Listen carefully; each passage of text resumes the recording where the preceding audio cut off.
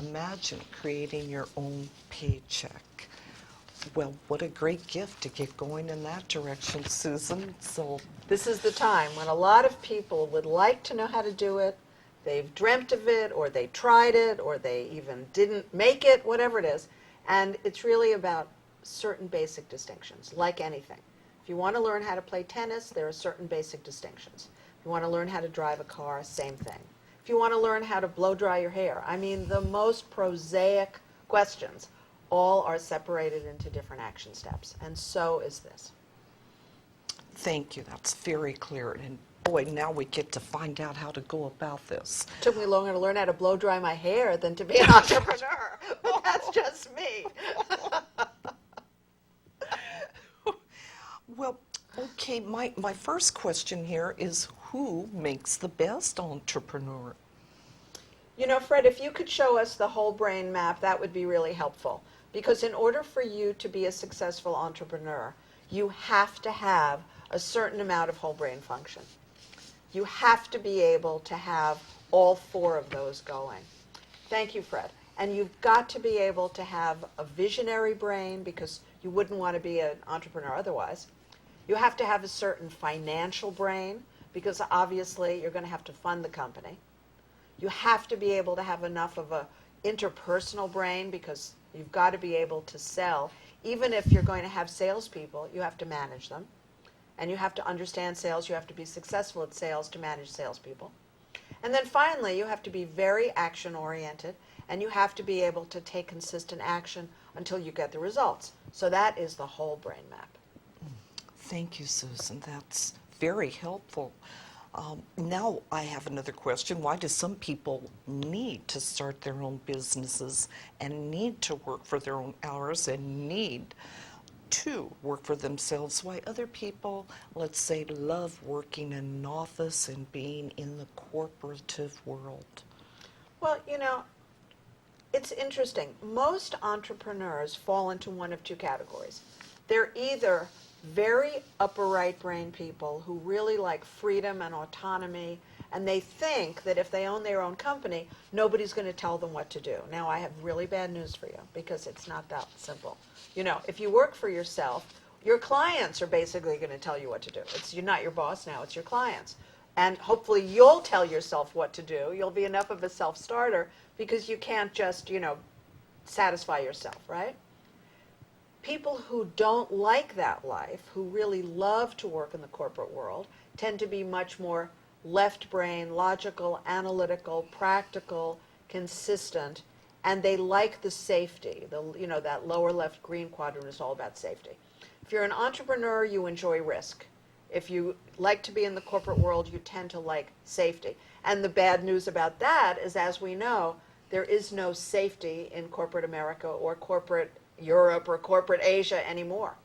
So you have to have enough of a balance to make the right decision. Thank you, Susan. That's quite a reality check for the here and now. I appreciate that. Well, now let's explore, how do we really go about creating a successful enterprise from the very beginning? I know that you've mentioned that there are 4 parts to a business. Yeah, and again, it's part of this whole brain understanding. So if you are starting a new business, the upper right is about designing, creating, inventing the product. The upper left is about financing it. You've got to bring in, obviously, bridge financing, seed financing, incubator financing, whatever you want to call it. It's still money. It's still cash. And in most cases, it's other people's. It's come from somewhere else. Lower right brain, you absolutely have to have a sales team in place, whether it's sales reps or some other arrangement, or you're selling, whatever it is, somebody's got to sell your product. And finally, lower left brain, you've got to have production and distribution, because you're not going to get paid, you're not going to have cash flow unless you produce it and you distribute it. Thank you. That map helps so much, So Susan. simple, isn't it? Yes. Yeah. I mean, that doesn't mean that we don't have to do it, but at least we know what it is we have to do, right? Because before I had the map, I would try to explain this to people and describe it to people, and they were, just thinking that I was making this up. You have to do this and this, or that I was, kind of scaring them. No, the map is there. It's very simple. I say, hey, 90% of the Fortune companies use this system. Why don't you? It's just easier that way. Thank you. Yes, I'm glad that map is there. What is the six-part conversation for sales? And thank you, Fred. I'm so grateful that you were able to make that into something to stick on the screen. That's so helpful. So what's interesting about the six-part conversation, which you guys know about for personal conversations and relationships, is that the same six parts, the same skills, can be translated so that you use them for selling. You still have to calm yourself down with self-empathy. Then when you start to talk to the other person, the potential customer or client, it's all about them, and in sales we call that rapport. But if you know how to do empathy, then you know how to do rapport. When you're pitching your product, when you're presenting your product, that's you talking about it, right? So it is really self-expression, but in this case it's presentation. Part 4 and 5 in your intimate relationships, which is reflection and clarification, here it becomes listening to considerations and transforming considerations and, objections, considerations, whatever you want to call them. So, objections. You know that in any sale you're going to hear something, right? And we'll talk about a little bit later how to get through it. And then finally, the close is the close. If you don't have an order, if they don't sign the order form if that's required, if they don't agree to financial terms so you know when you're going to get paid, you don't have an order, you're not in business, you just have an idea and a hobby. And don't hate me for saying that, but that's the truth. So the close is when you are beginning to be in business. Thank you, Susan. Now, let's explore what is the secret to that rapport, which is the second part of the six-part for sales. It's really interesting. I've worked with, thousands and thousands of salespeople in, all those decades. And you'll see a lot of different styles. And just because you see a different style doesn't mean that that person isn't a great salesperson. Some people are great salespeople because they really care, which is the basis of rapport. They really care, that's the common denominator that people get about me. Some people wish that I would go easier on them, but I care and I know that they're on the edge of the cliff. Or some people wish, that I didn't give them as much information, but I care and I know that they've got a big problem that I can help them solve. So the common denominator to that is they get that I am more committed to their well-being than even they are. And that's my form of rapport and close.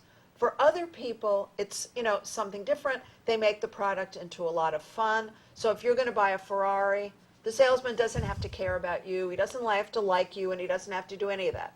All he has to do is point out that if you've got a Ferrari, your social life is going to go through the roof, and you are going to have a lot of fun. That's why I don't sell Ferraris, because I just don't want to spend my life on that, but that's a different style of rapport, right? Exactly. And that's really important to understand. What is your product? And your product will really dictate the form of rapport.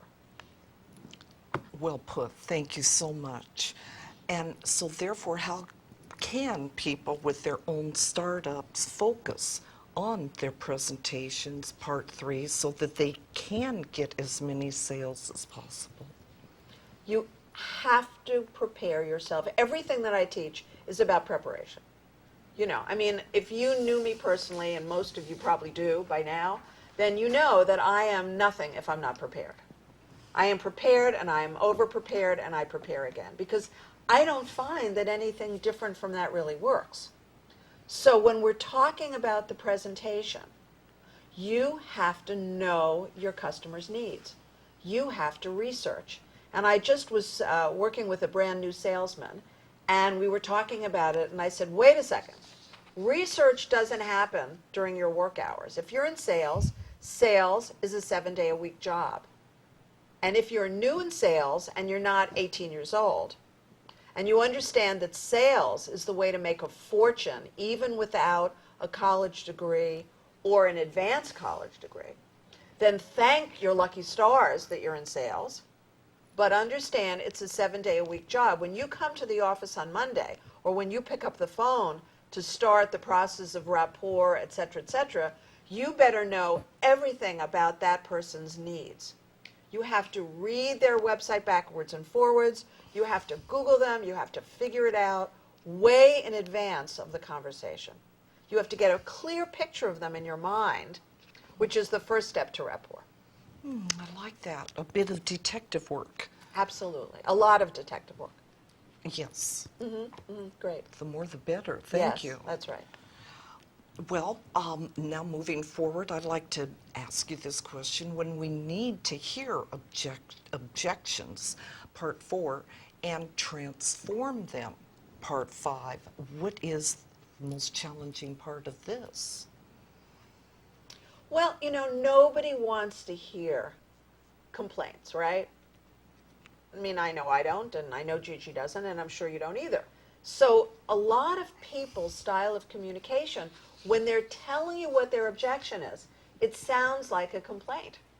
So you've got to be competent enough in empathy that you understand what their feelings and needs are, and in your head, you can turn the feeling and need around to something positive. So if somebody says, I don't like the color of the Ferrari, I don't want to get a red car because I don't want every cop to stop me on every freeway I ever drive on.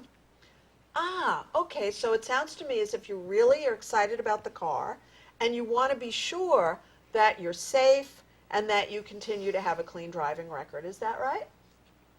So that's hearing the objection, transforming the objection.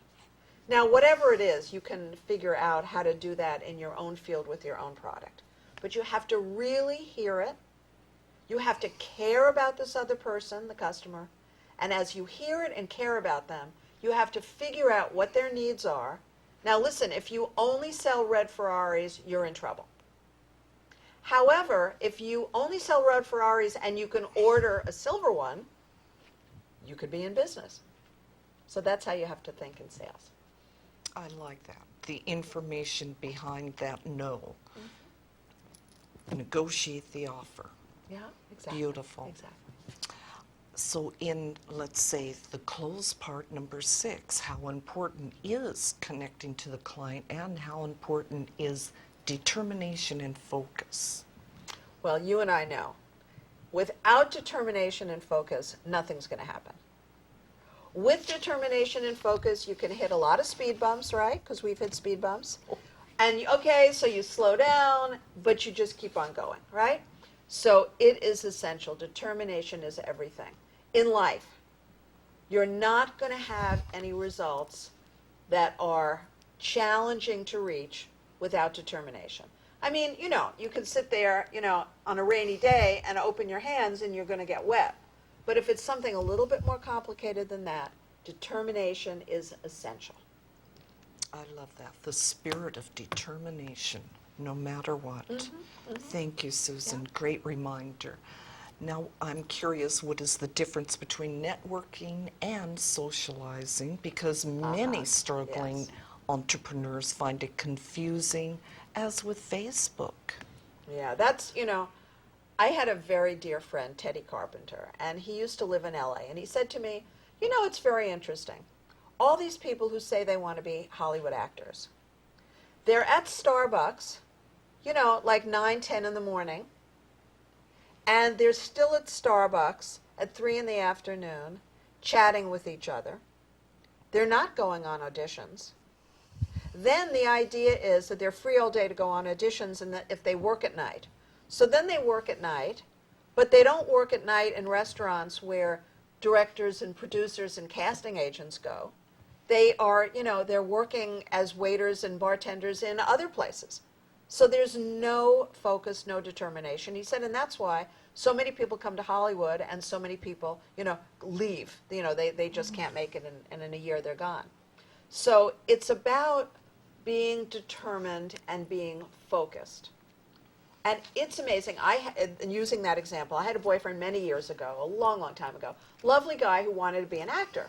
And he was a bartender when I met him. So I said, no, I'm sorry. I'm not going to have a bartender who comes home drunk. So that's not going to happen. So if you want to be the manager of the restaurant, I could introduce you to my family if you're the manager of the restaurant. I have trouble, if you're the bartenders. Not good for me. But if you want to be an actor, none of this is going to help you in that restaurant anyway. So he got another job in a restaurant where all of the TV people hung out in New York. I mean, all of them. And I went to a gym where Kevin Kline, John Kennedy Jr., Carolyn Kennedy, everybody went. I mean, all the celebrities went to my gym. And they all went at the same time that I went. It was fantastic. So I said to him, I saw Kevin Kline. He said, I saw Kevin Kline. I said, okay. So the next time Kevin Kline comes into your restaurant, what are you going to say to him? He said, I'm going to say something. I'm not sure yet, but I'm going to say something. Within 2 months that I was dating this guy, Jeff, he had a Broadway audition, he was on 2 soap operas, and he decided he hated acting. It was much too scary, and he became a production person behind the scenes. He started to do camera work. But he did it. He was focused with my help. He got really determined. He got the results that he'd never had before. He had the experience. He hated it. And then he's gone on to a very successful career for the last 20-something years doing camera work in New York State. Oh, I like that. But determination, focus, get serious, get the results, and then if you don't like it, move on. I love that. That's a great story. Thank you. Putting yourself in the right place as well. Yeah. Wonderful. Well, now if so many people want to be entrepreneurs, why do, let's say, so few succeed or even last for more than a few years? Couple of different distinctions. So I don't have 100% whole brain function. I never did, but I've learned how to walk myself around the brain and make sure that I hit the upper left financial brain more often than I normally would. And so you have to do the same thing. If you're not enough of a visionary person, you have to walk yourself over to that part of the brain and look outside the box for solutions. And, let me teach you the lucid dreaming technique that uses that part of the brain. If you're not a real connecting person, if you're not really skilled at that, let me teach you about rapport, let me teach you about empathy for other people. You need a new vocabulary, you need some language skills. If you're not really organized and determined, then the determination is the upper left. Again, those are skills that I teach my clients to really walk yourself over there and look at your to-do list and make sure you did it before you go to sleep. And then the lower left brain, it's about making sure you created that list before you go to sleep for the next day, and that you're completely committed to getting those things done. So it's all about whole brain function. And when you have it, you can survive and you can thrive. And if you don't, not so much. Thank you, Susan. Those lists really help me to keep mindful of whatever I have going on in many ways. Beautiful. Thank you. Good. Now, I'm curious what the #1 secret is to successful financing in a small, innovative business. Well, the secret is not to give them a personal guarantee. That's for sure the secret. And I have to tell you that when I raised $850,000 in the 80s, and that's not a lot of money today, but, in the 80s, and, I was a lot younger than I am today, I was pretty excited. It was thrilling. But I said to myself, there are so many variables in this entrepreneurial venture. Anything could happen that has nothing to do with me. I could have problems with my silent partner who's funding it. I could have problems with my working partner who's supposed to do this, that, and the other thing. And I can't guarantee this. I don't want to be on the hook for this. So I negotiated a deal where I had 0 personal responsibility. And at the time, I just thought that was normal. Now I know that I did something that was really unique, and I recommend. That is essential. You don't want to have to end up with this, noose around your neck. Oh, thank you. I know that goes on a lot, Susan, so that's helpful advice. Yeah. How do you teach this team building to different companies that are your clients? Well, it's based on the Herman brain dominance component when I teach as part of the sales forum. So depending on what you're looking for in your company, then you know what part of the brain this candidate or these candidates have to fulfill. And I just worked with a company and helped them interview two candidates. I helped them decide on which candidate, and I helped them negotiate the deal for the candidate that we all agreed was the candidate to hire. And he's fantastic. And even though we didn't do a Herman brain dominance profile on him, though I've certainly done it with many companies, it was so clear that this guy had all the skills he needed in order to be an account executive in this particular creative field. And he's doing a great job, and he's very trainable, and he's very hardworking, and he's very determined, and he's very focused, and he's just a great guy. So they're happy with him, he's happy with them, and everybody's happy with me. So it's one of those great arrangements. That's a success story right there. Well, now would you describe a few, let's say, potential employees and why some should be hired and others avoided? Oh yeah, I had a really painful experience with a very dear friend who is a client. And we were looking at the Herman brain dominance profiles. And I was very concerned that the two candidates she presented to me, neither one of them looked as if they were going to be able to do anything very successful in sales.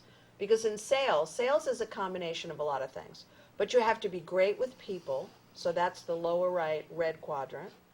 And you have to be totally focused on money, upper left. You're not giving it away. If you're going to give it away, you don't have to have any money skills. But if you're going to sell it, you have to sell it at a price. The price has to be profitable. You have to be determined. You have to be serious. And you have to be unshakable about that, right? Makes sense.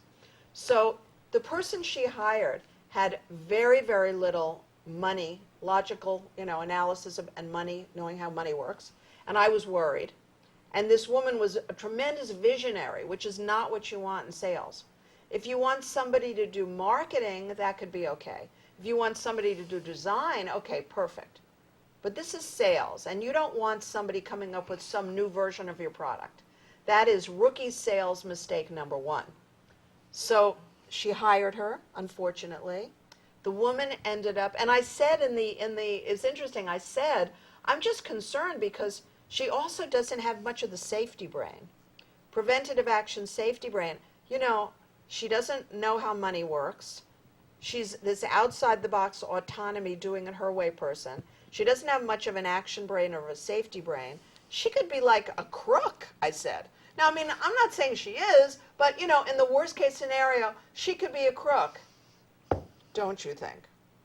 She ended up stealing like $49,000, and luckily, because of the American Express deal, my client got it all back. But when I said she could be a crook, don't hire her, I honestly didn't think that that's how bad it would be. But you have to be very serious. Don't assume that people are different from the way they present themselves. Don't be too hopeful. Another reality check. Here we go. Pay attention. Thank you, Susan. So, isn't self-motivation the key to success? If you own your own business, how can people really develop that skill? Again, you have to change your brain if you don't have it already.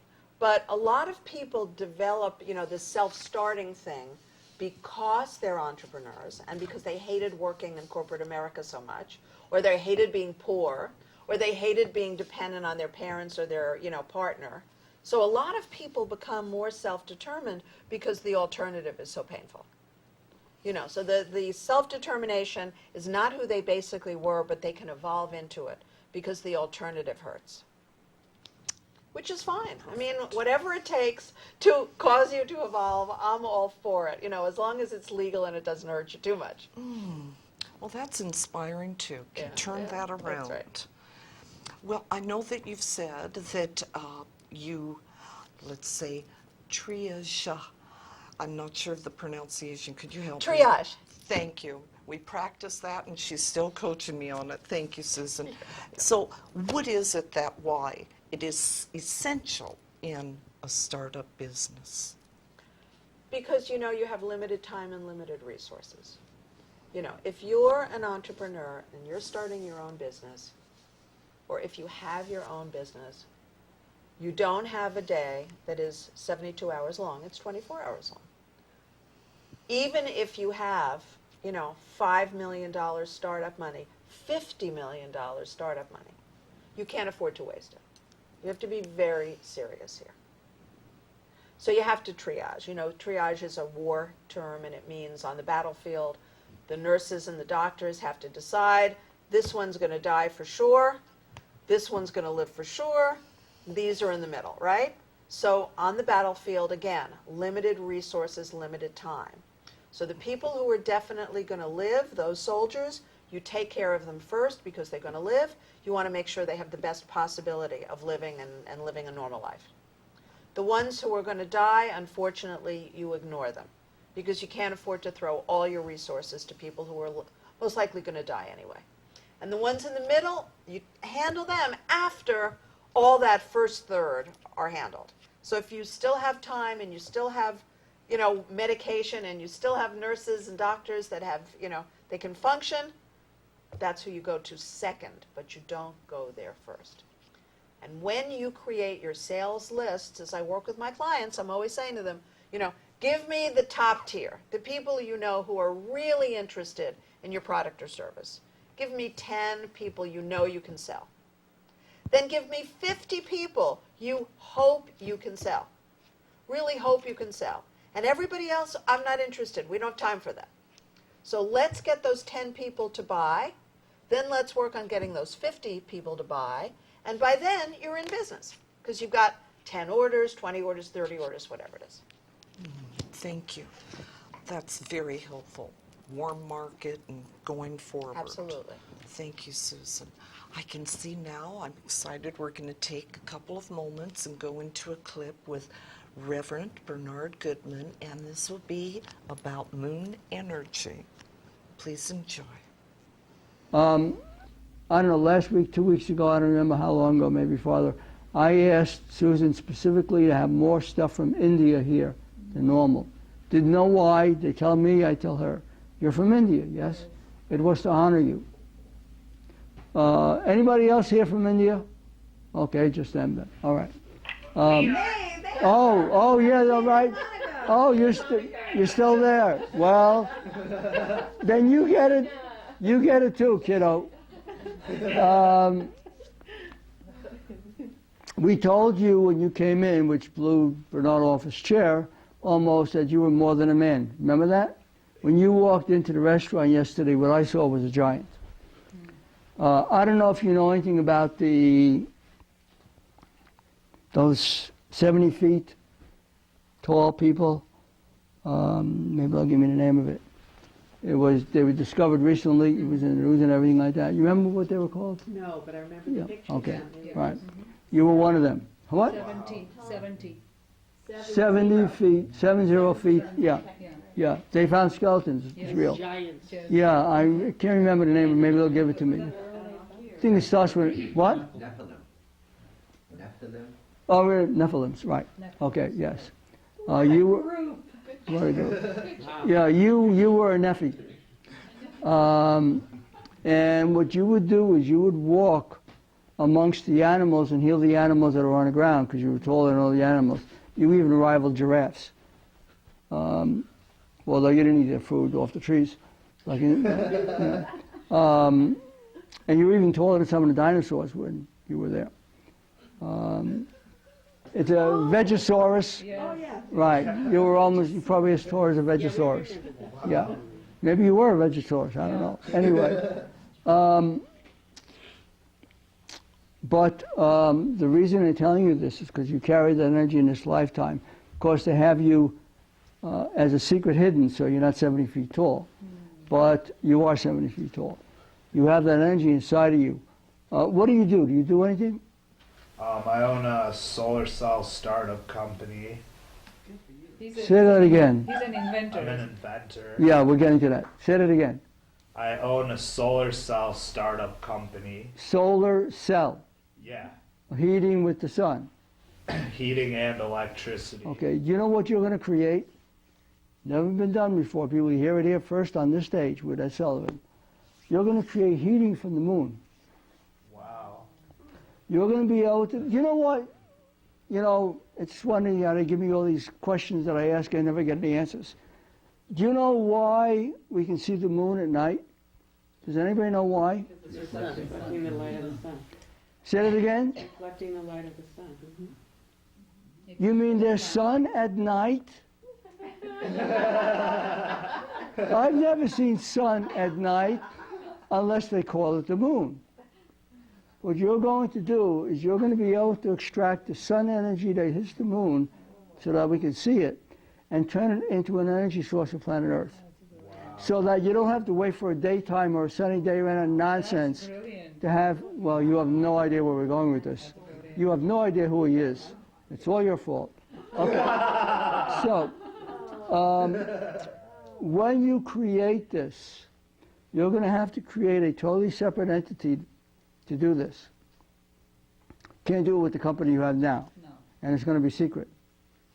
I mean, maybe I'll put you in my movie, I don't know. But anyway, I have to tell you something, people. I'm writing 2 movies now, and one of them is called UFOs and Us, and it's about UFOs landing and all that good stuff, and they're good people. And the final scene is the first Earth flying saucer taking off into the universe. You're going to build, you're going to build parts of that flying saucer. Wow. That's in our future. Now, something else is a general statement. They've been saying it, now they're going to say it in public in front of all of you. In 2013, which is why you've all been waiting for 2013, there will be landings. There will be ETs on the ground, in reality. None of this nonsense crap in the movies. This is going to happen, which is probably why they're having me write this movie. So, we're not giving you any time frame, of course. How young are you? 25. Oh, good, thank God. Once you start emerging with this new energy that's going to come through. Now, the Nefertiti's guys, they've already done this before on their planet, so this is nothing new to them. And since they're feeding on the Nefertiti guys, I'm going to call them that. So when you start getting this from them, when they start channeling this through you, it'll be so fast. Oh, by the way, Monica and Regina, you need to connect with this guy somehow. Because you're going to be involved with this project we're talking about, amongst all the others, and you're going to be amongst the first female humans to educate the planet about lunar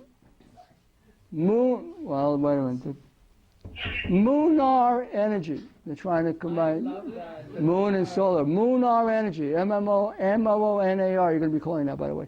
Lunar energy. So, somewhere between now and the end of your life, you have to get their phone number from Susan or something like that, and vice versa. Because you're going to be working with them with this. Surprise! You people have no idea what's coming. Now, they're going to tell you why the Mayan calendar ended on my birthday, when I became 74 young. It was because they created a space for good to begin to happen.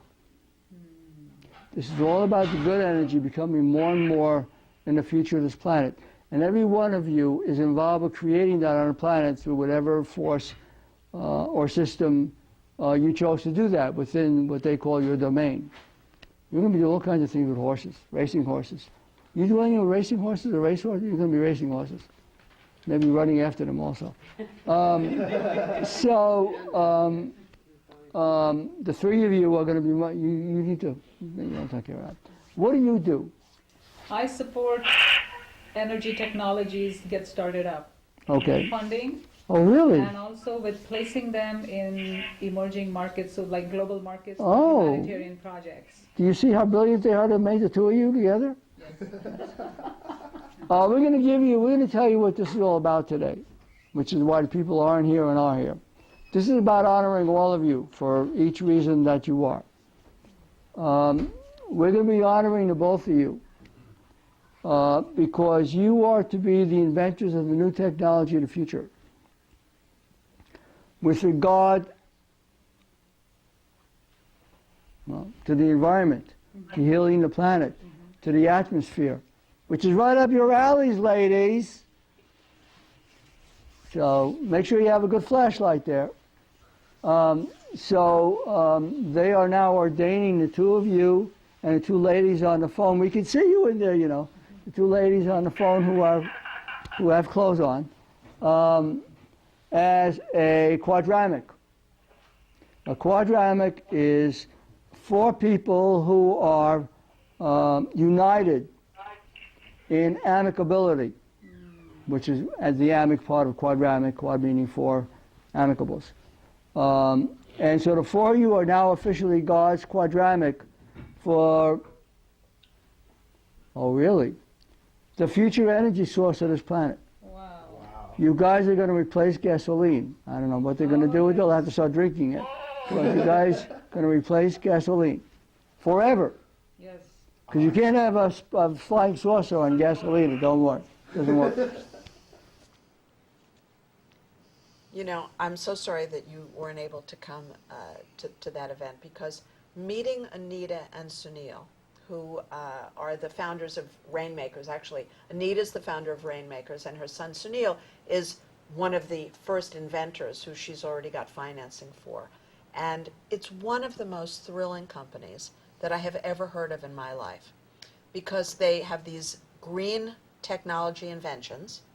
Then Anita finds the funding to source the development and the production of these inventions. Then she finds manufacturers who want to manufacture the inventions. And then she finds third world countries that want to buy the inventions. And now she's very excited, in addition, about creating a sustainable living green community in Santa Barbara. So it's Rainmakers Worldwide, and if you want any information about it, just ask me. Oh, that sounds awesome. Thrilling, really thrilling. I'm glad she's on it, accomplishing a lot, it sounds like. Yeah. Well, now moving forward and staying focused here, Okay. we're going to now have you share with us how sales are different in a startup from sales in a normal corporation. Okay.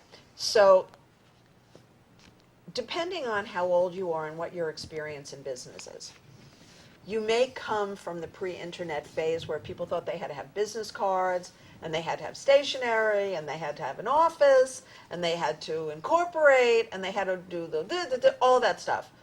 And I say, your first order is your first day of business. Your first order. Now, that's a tricky thing for people, because many of them say, well, in the case of Sunil, their first day of business wasn't the day they got their first order, because it was an invention, so he had to invent it.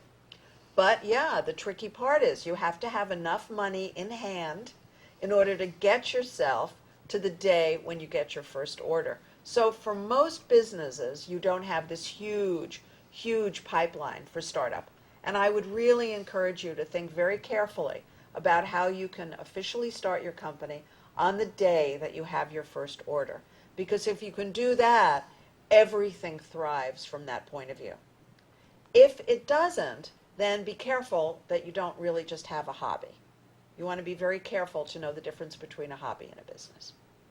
That's really important information, Susan. Thank you for making that clear. I didn't understand that as much myself, but Who once did, again, right? You know, yes. who did? We learned, many of us, the hard way. We just don't want you to have to learn that way. Yeah, that's right. And that's why you're here That's sharing. right, that's right. To avoid the suffering. Exactly. And so here we go on how you can accomplish that. I know that you are a troubleshooter for your clients. And what are your biggest issues you find that you protect them from? Well, you know, it's the bottom line, the bottom line, the bottom line, the bottom line, the bottom line. So it's cash flow, cash flow, cash flow through the pipeline.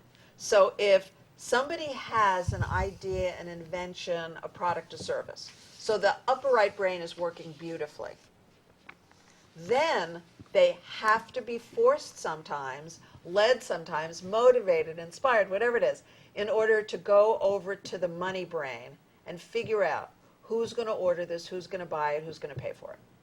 That is the very next thing you do. You don't start calling a whole bunch of people, and God knows you don't start producing it. You've got to first figure out who is going to buy it, and really who's going to buy it. If you're smart, that's where you start it, because people want me to do all sorts of things. They want me to finish my books and have them published, or they want me to do some new, video series and make it final. No, who's the customer? If you're going to buy the book, then I'm going to write the book so that you enjoy it. If someone else is going to be buying the book, and people like that are going to be buying the book, it's going to be a different book. Because I am that devoted to marketing and sales that I know that if I don't work backwards from my end user, and if you don't work backwards from your end user, you could be in big trouble. Very important. Thank you, Susan. Now, to move forward, we have a lot of ground to still cover. I know that we both have been Girl Scouts, so of course we're very interested in being pre-prepared for whatever may happen. And I'm curious how you go about teaching your clients to avoid problems in a startup. Well, it's being prepared is really looking at the numbers, looking at the facts, looking at the data, looking at the orders, looking at the customers, really running your numbers, looking at the assumptions that you've made. If you have a business plan and it's based on assumptions, you've got to really prove every single day that those assumptions are valid.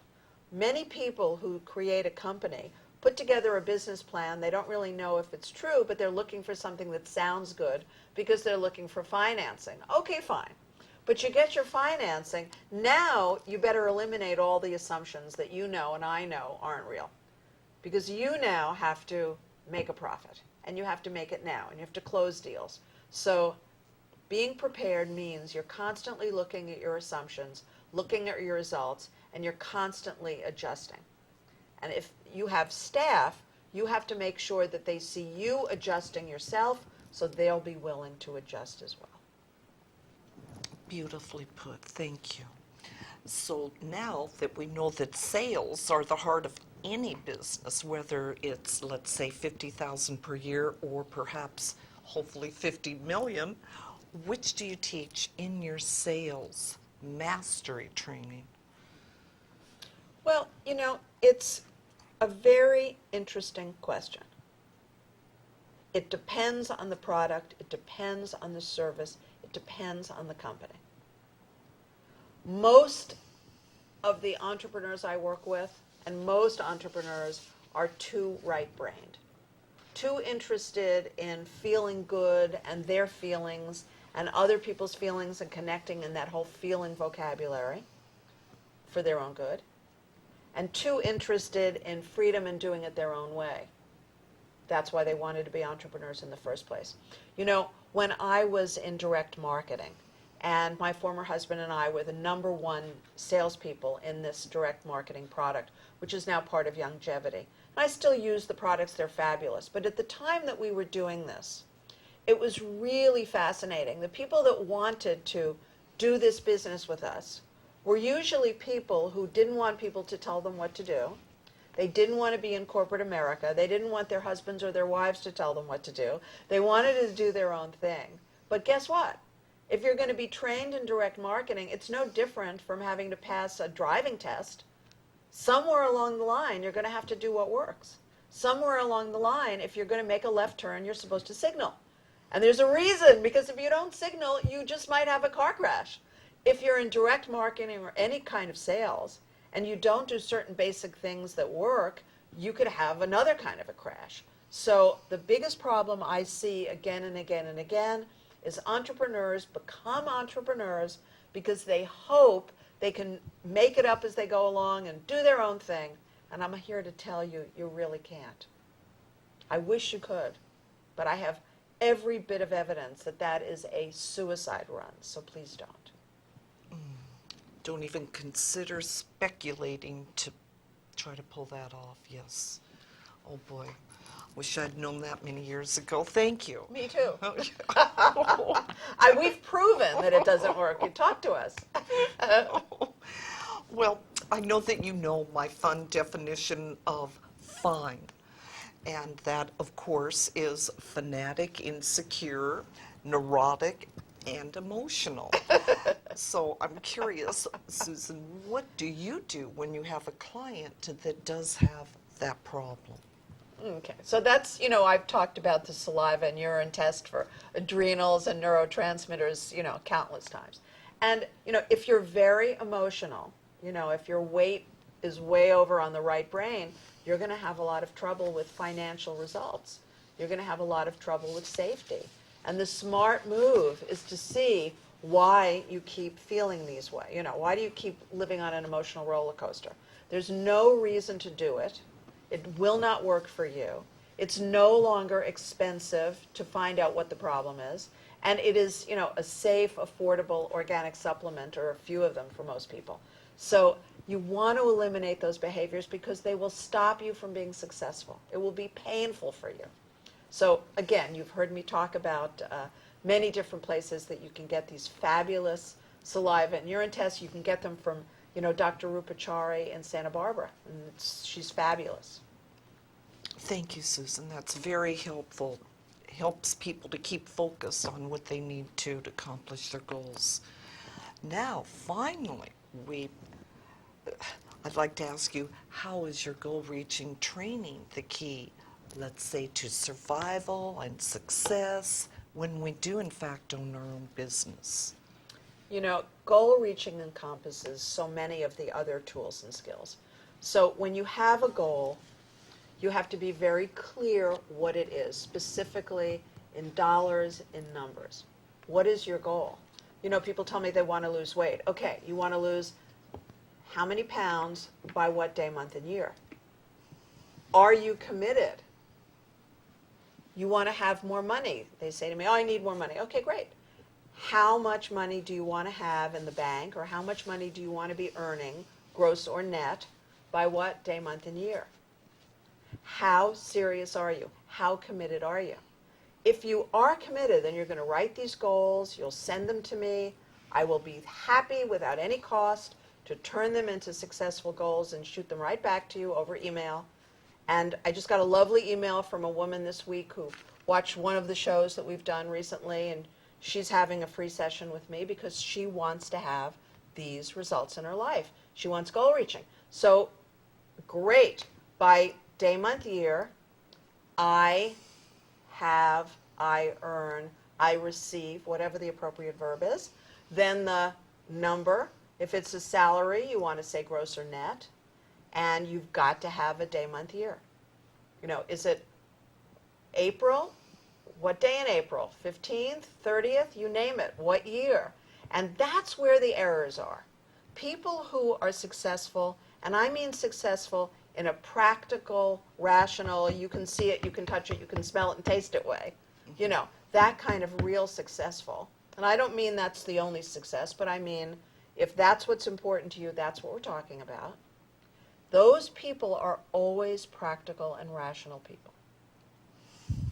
You and I, we can be peaceful, we can be happy.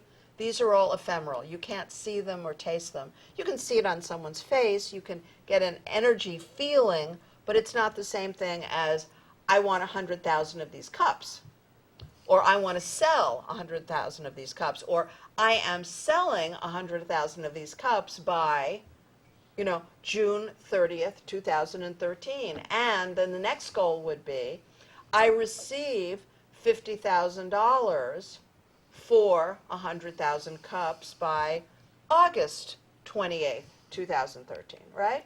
So you have to be very realistic when you create the goal. If you've never sold a cup in your life, please don't make a goal that you're going to sell 50,000 of them.